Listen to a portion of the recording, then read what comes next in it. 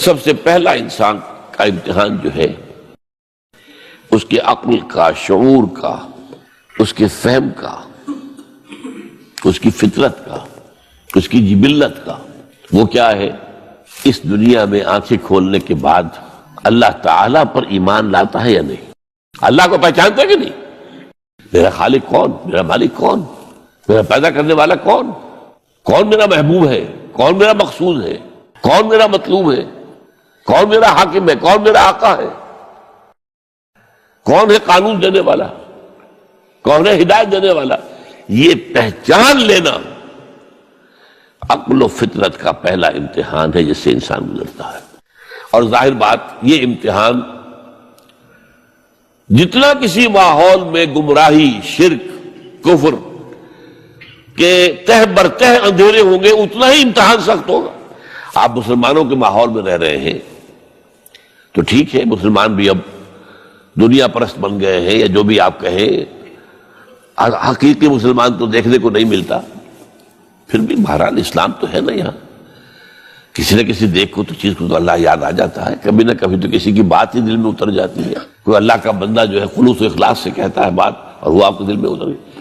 آپ ایسے معاشرے کا تصور کیجیے جہاں سرے سے ہدایت ہے ہی نہیں، کفر ہی کفر ہے، شرک ہی شرک ہے، باطل ہی باطل ہے، اس میں ایک شخص آنکھ کھولے اور پھر وہاں وہ خالق حقیقی کو پہچان لے، یہ ہے سب سے بڑی کامیابی۔ آپ کو معلوم ہے قرآن مجید میں سورہ انعام میں پورا قصہ بیان ہوا ہے، جس ماحول میں کہ حضرت ابراہیم نے آنکھ کھولی ہے، وہ ماحول کون سا ہے؟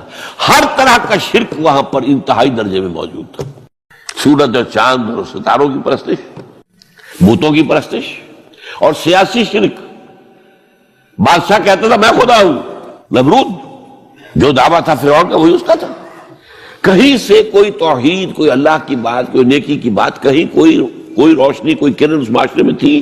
اس معاشرے میں خالص اللہ نے جو فطرت سلیم عطا کی تھی اور جو عقل سلیم عطا کیا تھا، اس کی روشنی میں سفر کرتے ہوئے ان تمام معبودوں کا انکار کر کے انی وجہت وجہی للذی فطر السماوات والارض حنیفا وانا من المشرکین، میں تمہارے ان معبودوں کو نہیں مانتا، میں ان کی نفی کرتا ہوں، ان سب کا باغی ہوں، یہ سب گمراہی ہے، میں نے اپنا رخ کر لیا ہے ہر طرف سے یکسو ہو کر اس ہستی کی طرف جو آسمان اور زمین کی خالق ہے، سورج کا بنانے والا۔ میں سورج کو نہیں پوچھتا، سورج کے بنانے والے کو پوچھتا ہوں۔